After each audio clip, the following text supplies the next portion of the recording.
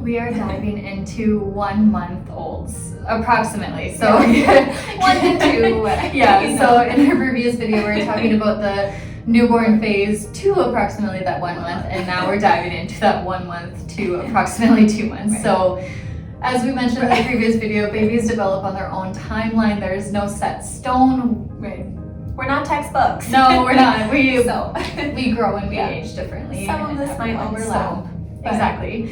But diving into what we're going to talk about today is we're going to talk about like the digestive tract in littles. So we typically find that in that 1 month area, babies are developing more gas, more constipation, more digestive fussiness, reflux, all the things. Right. And so with that, Colic might be the word Yeah. that comes to mind for you, and yeah, I just like to say, it's a really big umbrella term. It means different things for different people, and that's why we love you in here, so we can talk about, what that looks like for you, because often, first, the term colic was derived from the word colon, so sure, digestive tract, right? Yeah. It's kind of spot on there. Sometimes the intake says reflux, and I'm like, well, let's hear all about all the spit up, and sometimes it's not, right? It's a silent reflux, and so sometimes they're just hiccups that are very frequent, all the things. So generally what we're looking for in newborns or the 1 month area is tightness in their little bodies. Babies can hold, just like you and me, we can hold tightness. A lot of individuals say, I hold my stress in my traps, or I hold my stress in low back. Yes. Well, babies tend to hold that stress or that tension in their tummies because they don't have that. Well, they're still developing. Exactly. Yeah, exactly. Yeah. They're very malleable. They're very cartilaginous, as Mariah has said many times before, and so they're holding wherever they can feel most confident, type of thing. And so. Which, is unfortunate because, even as an adult, you might experience some of that too. You wouldn't call it colic, which is kind of funny, Exactly. right, how that works. You'd be able to define those terms with I am constipated. Yes. I have diarrhea. Right. I have IBS is a big one of just, Right. IBS is just it's an umbrella term as well. So there's lots of different things that we develop Very as much so. So let's just talk about, at this point, we are still looking for and working on tummy time. Mm-hmm. So just in the previous video, if you didn't watch it, we're talking about, babe being, babe, Dr. Jess, being kind of tummy down, right? Yeah, sure. I thought she was getting ready to demonstrate. So babe being kind of, tummy down with arms maybe up, head relaxed to one side. Yeah, you can come on through. And then typically what you're going to notice is that those knees are almost kind of tucked under the booty, right? The newborn squish. So you're probably still seeing some of that when we're chatting 1 month, but tummy time alternatives, you guys, we said this in the last video too. We have a video for that. So no, babe can be propped up on you a little bit, right? And using something to prop babe up, which may just be your chest and maybe some baby wearing right now, that's totally fine. But we want you to also be comfortable with different ways to help ease some of that the tension in their tummies, tension let them spot. relax over top of you and all the things. And so, yeah, another one is over the boppy, just letting them fully relax. They still have that head support with that boppy. They still can relax those little arms and stretch out that fascia that's kind of connecting all in here, and just allow them to go over top as well. And as babe gets older and gains strength, remember that those elbows will be under the shoulders, and then those forearms will be under babe's chest to help develop that strength in chest, shoulders, and then of course as babe's lifting head and whatnot. Exactly. But what I was going to say when Dr. Jess was pointing out the boppy piece, babe being, boppy or not, but babe being, let's just say, on babe's tummy, that also gives babe some compression, which can actually be nice, right? A little bit of pressure. And here's something else. When we are in that child's pose, that fetal position, when we are tummy or face down, that actually is supposed to turn on your parasympathetic nervous nervous system, which is that rest and digest piece that we want.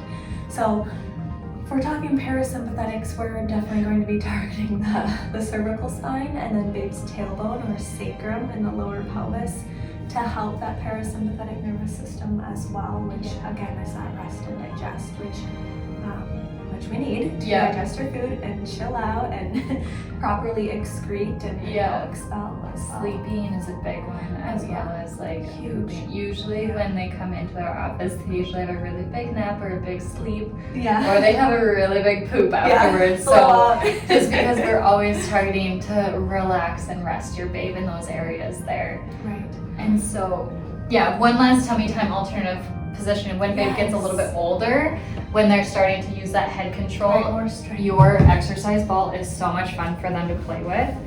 So placing babe on tummy, letting them have that full head control and literally just like going up and down, still having them at an angle, and just going up and down as well. But we want to make sure they have that head control to be able to do this one. So that's for later. Yes, but keep that in mind right there. I mean, again, I'm sure there are so many things maybe you've even tried already. And honestly, one can be a good old football hold. We say we're turning babe into a little koala here. But this is even essentially a form of tummy time, and we're getting that compression on babe's stomach too. And this, it's also a great area where you can literally grab their little pelvis. Yes, you guys. And start doing some sacral pumping, letting their legs relax and find that position. Actually just decrease tension in that whole lower body. Forward as well. Right. Sometimes when we find babes have that tension, like before we mentioned the going into Superman or arching a whole bunch, when you put them in this hold, sometimes babes fully arch back, like they don't want to be fully relaxed. They won't let go. And so just letting them take a minute, relax into this position, providing that little bit of compression on their tummy, and then providing that pump will truly help out relax anything that's going on in their tummy or posterior side of their body, back side of the body. Chain as well.